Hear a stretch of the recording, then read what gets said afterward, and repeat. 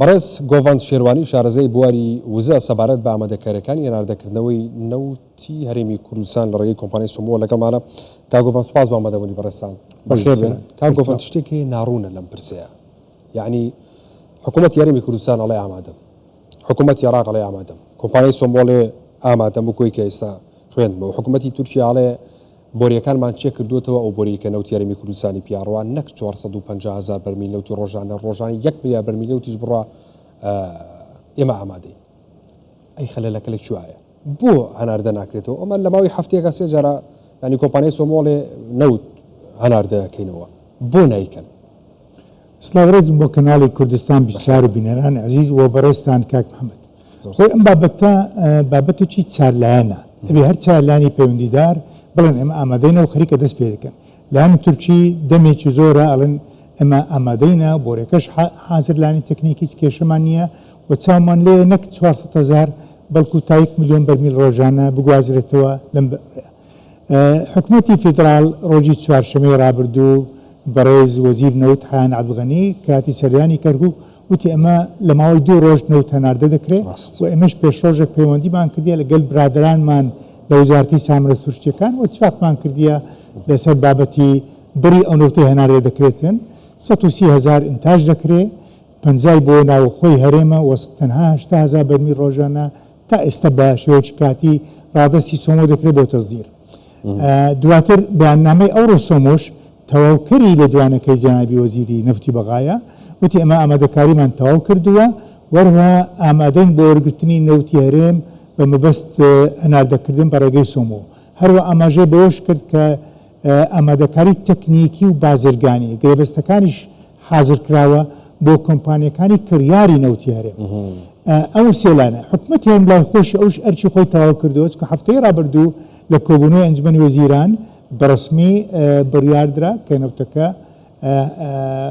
هەناردە بکرێتن بەپێی ئەو گرێبەستەی کە باژوو کرا مانجی ڕابردوو. بەڵام بەو گرێبەستەی بەڕێستان دەزان ئەو بڕێ نووسرا بوو 280,000 بەرمیل ئینتاژ بکرێ، 50,000 بۆ ناوخۆ، 230,000 بۆ هەناردەکردن. بەڵام ئەو بۆڕە کەم کراوە بەپێی ئەو درۆنانەی کە هێرش کراوە سەر چێلگەکانی ئەوت وەراگرتنی کار لە هەندێک لە چێلگەکان.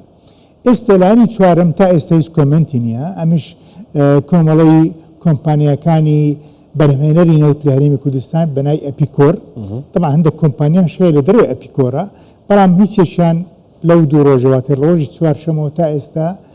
چه اعتراضیان کرد، کۆمنتیان نەبوو ئایا ئەوان ئامادەکاریان کردووە، ئامادەن بەم تەوقیتێک کە وەزیر باسی کرد لە ماوەی 2 ڕۆژ چکە 2 ڕۆژەکە ئەوڕۆ دەبی دەبووە ئەوڕۆ دەست پێکرا بە هەناردەکردن نەوتەرێم ئەگەر سەرجەم ئامادەکاری تەکنیکی تەواو کرابی لەلایەن ئەپیکۆر و کۆمپانیا نەوتەکانی ناو هەرێمی کوردستان. ئەشکا گۆڤاند بۆچی هەیە حکوومەتی عێراقواڵێ ینی حیان عەبدوڵغەنی وەزیری نەوتی عێراقواڵێ لە کاتێکە هیچ قسەیەکی لە کۆمپانیەکانی ئەپیکۆرەوە وەرنەگرتووە لە ئەپیکۆرەوە؟ ساڵی پاریش هەمان لێدوانە شاوشێوە هەبوو، وەزیر وتی لە ماوەی 24 ساعت نەوتە هەناردە دەکرێت، بەڵام هەمان ڕۆژ ئێوارەکەی ئەپیکۆر بەیاننامەی دەرهێناوتی ئاگادار نینە لەم ڕێککەوتنەوە لە ئیتفاقە، کەس بەمەی نەوتووە خۆمان ئامادەکەین بۆ هەناردەکردن، بۆیە کارەکە ئەنجام نەدرا. و طبعا گرنگە لە سەرجەم ئەم لێدوانانەیە ئەم گفتوگۆ لەگەڵ بەغا هەردەم ئەپیکۆر و کۆمپانیەکان وجودیان نەبی، چکە لایەنی تەکنیکی لایوانە هەندێک جار بڕیاری سیاسی دەدرێت بۆ بابەتێک، بەڵام گرنگە لایەنی تەکنیکی ڕێگە دەدرێت بە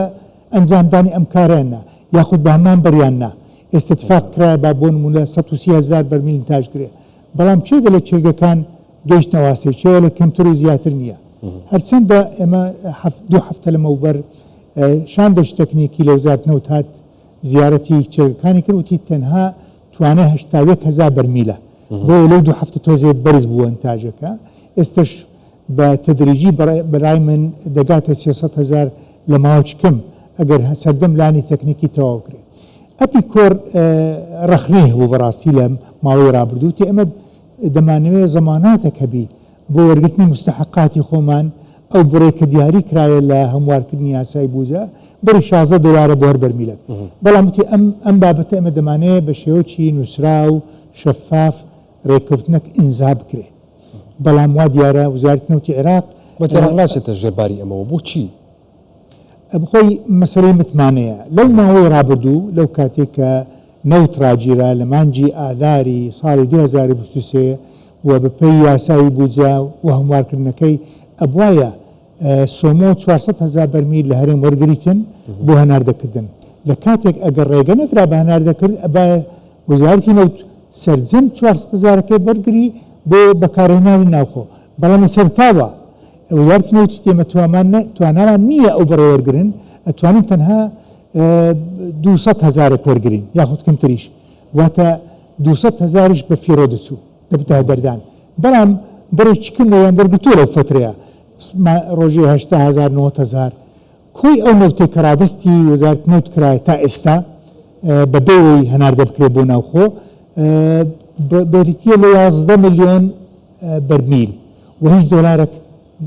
نەدراوە بە هەرێم یاخود کۆمپانیەکان بەرامبەر ئەو 11 ملیۆن دلار دەکاتە نزیکەی 180 ملیۆن دلار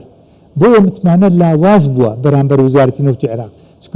ئەو بڕ علاقەی نیە بە شتێکەوە تۆ وەرگرت بۆ ناوخۆ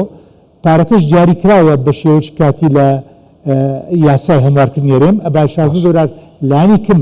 ببەخشرا بە کۆمپانیەکان بۆ ئەم بڕنەوتەی کە لەو ماوەیە تەسلیم کرایە زۆر باشە بۆچی ینیەوەی هەستی پێکری ئێستا حکوومەتی عێراق لەسەر هەناردەکردنەوەی نەوت یاریمی کوردستان زۆر تەنگاوە لە کاتێکە پێشتر زۆر سارد بوو ئەمە بۆ